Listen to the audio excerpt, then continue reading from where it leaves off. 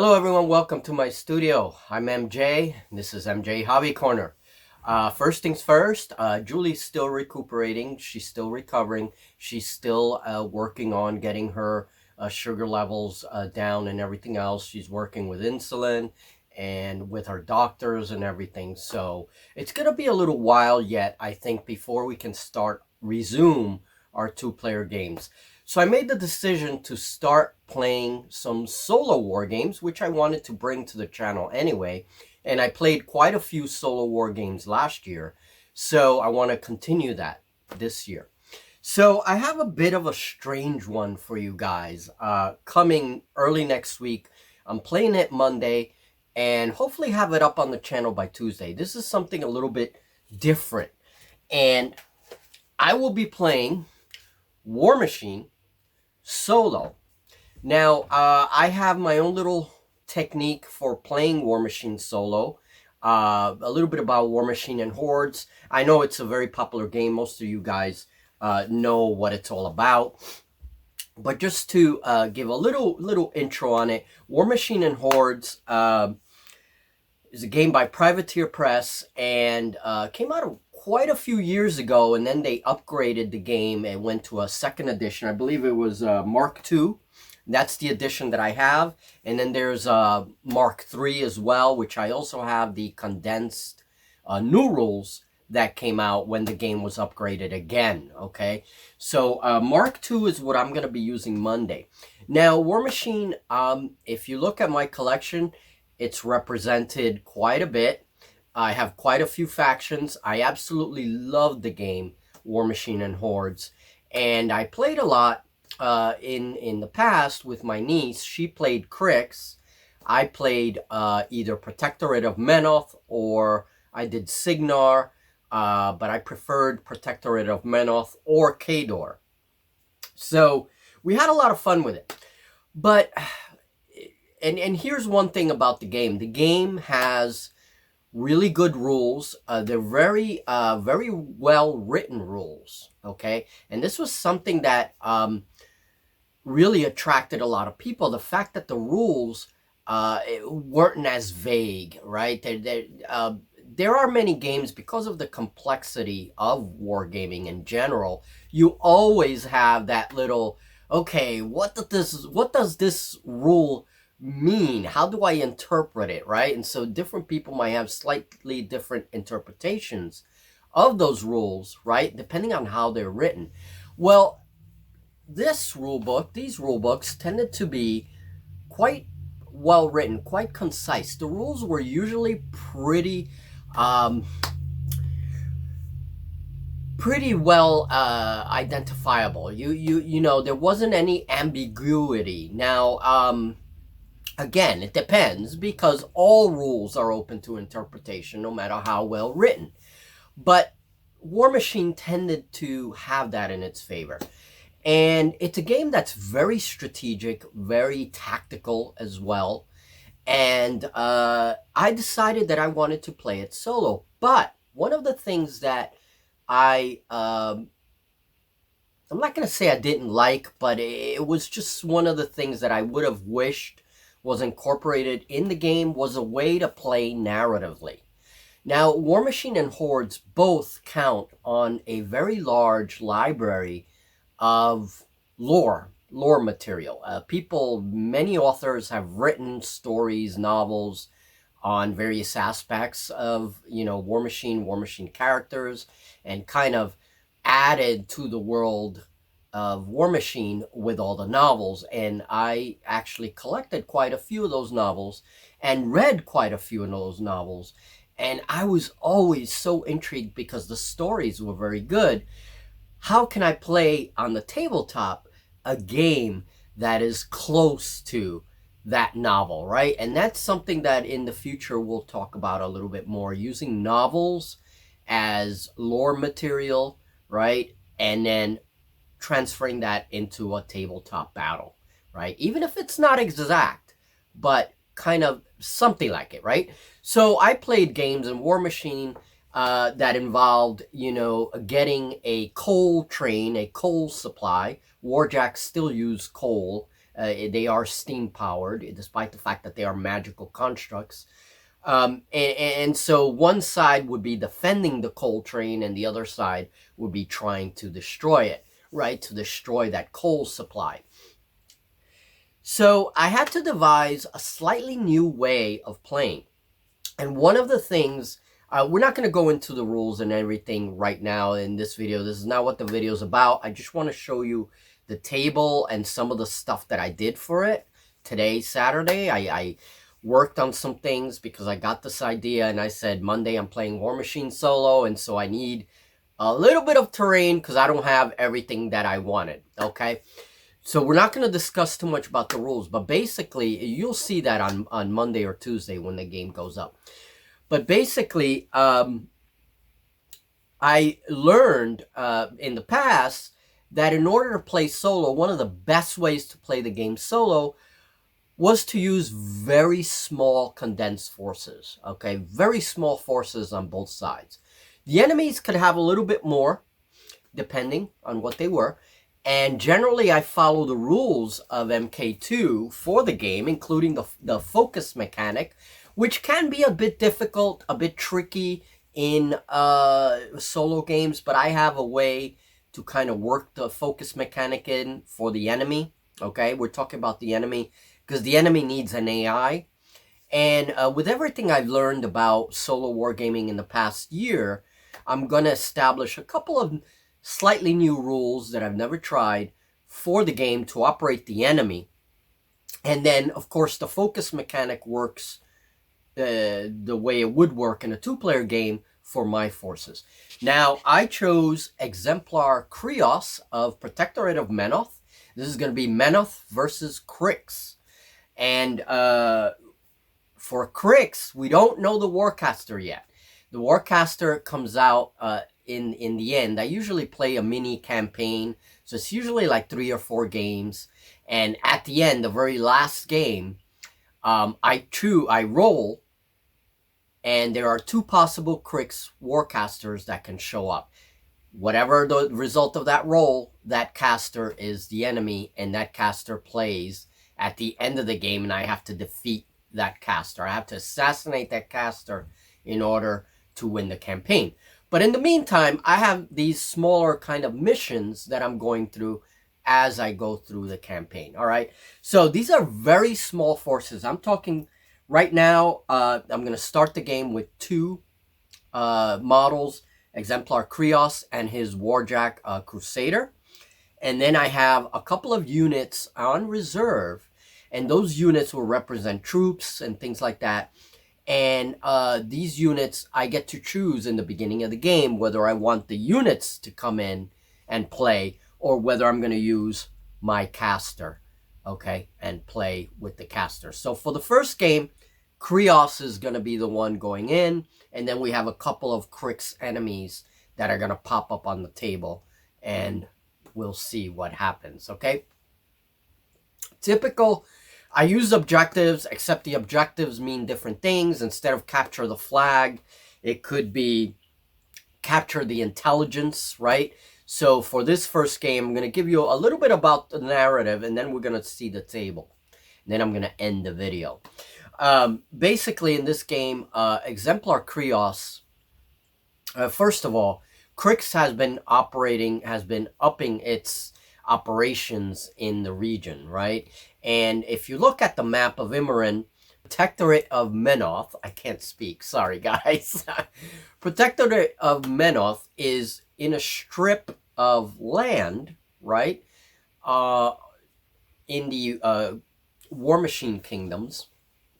And basically it's a religiously zealot faction, okay? It's a very religious faction, and they're all about fire and burning things, okay? So that's Menoth for you.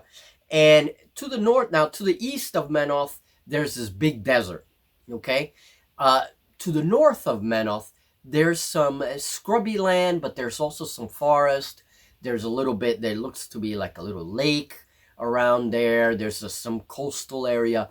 So basically, Crix has been operating in that whole region to the north of Menoth, And the Protectorate has been, it has not been too happy about this, all right? Crix, you know Crix.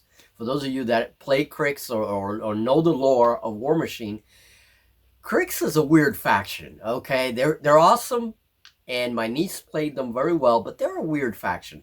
So when Crix moves into an area, at least according to this little narrative, usually a swamp, they create these underground fortresses, these underground areas.